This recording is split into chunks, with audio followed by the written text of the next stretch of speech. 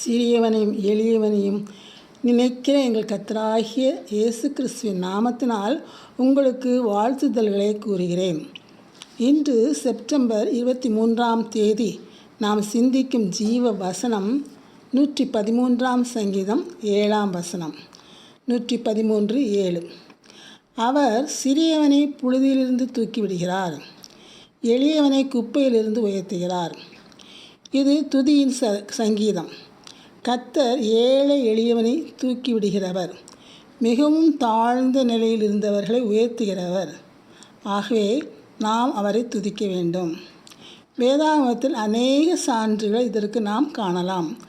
அடிமையாக விற்கப்பட்ட யோசேப்பை அரசனுக்கு அடுத்த அதிகாரியாக்கினார்.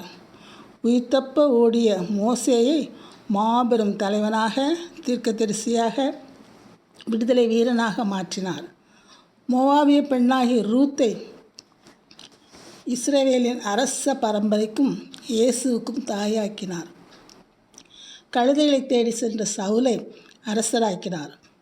ஆடு மேய்த்த தாவீதை ராஜாவாக்கினார். தாய் தந்தையற்ற அனாதையான எஸ்தரை ஒரு பேரரசின் அரசியாக்கினார். சோதனையை சகித்து வெற்றி பெற்ற யோபு இரண்டத்தனையாய் ஆசீர்வதிக்கப்பட்டார்.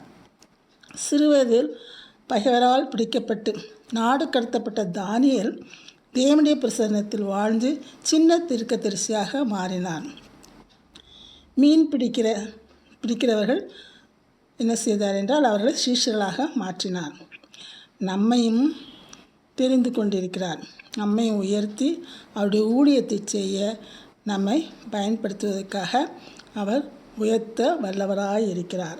ஆகவே அவருடைய ஊழியத்தை நாம் செய்ய வேண்டும். அவருடைய நற்செய்தியை மற்றவர்களுக்கு எடுத்து கூற வேண்டும்.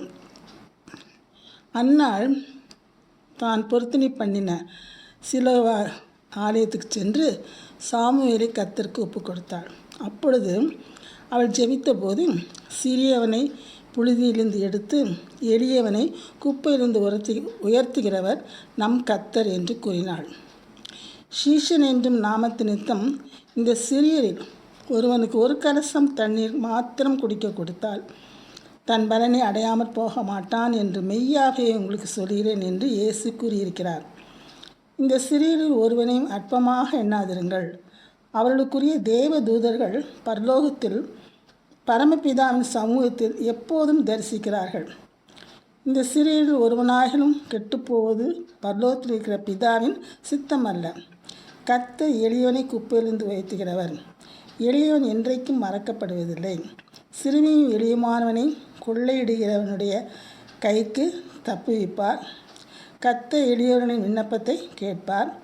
சிறுமியும் எளியமானவனை கர்த்தர் விடுவிக்கிறவர் என்றெல்லாம் கூறப்படுவதை நாம் இந்த வேதாகமத்தில் சிறியவனை எளியவனை பற்றி வாசிக்கிறோம். அதை தான் தாவீது சொல்கிறார்.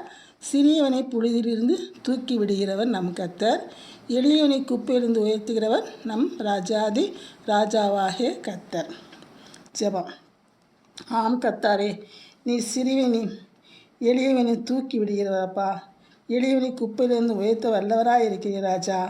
அப்படியாக சுவாமி, நாங்கள் அவர் செய்வதற்காக உங்களுக்கு நாங்கள் நன்றி செலுத்துகிறோம். சிறுவர்களாகிய எங்களை, எளிமையாகிய எங்களை அப்பா எப்படியாவது உயர்த்தி உடைய பரிசுத்த ஆவியின் அபிஷேகத்தை கொடுத்து நாங்கள் மற்றவர்களுக்கு உண்மை பற்றி பறைசாற்ற எங்களுக்கு நீர் உதவி செய்யும் அப்பா. அதன் மூலமாக அநேக ஆத்துமாக்களை நாங்கள் பரலோகத்தில் சேர்க்க எங்களுக்கு கிருபை புரிந்தள்ளும் அப்பா. இதற்காக நாங்கள் கர்த்தராகிய இயேசு கிறிஸ்துவின் மூலமாய் வேண்டிக் கொள்கிற பரம தகப்பனே. ஆமென்.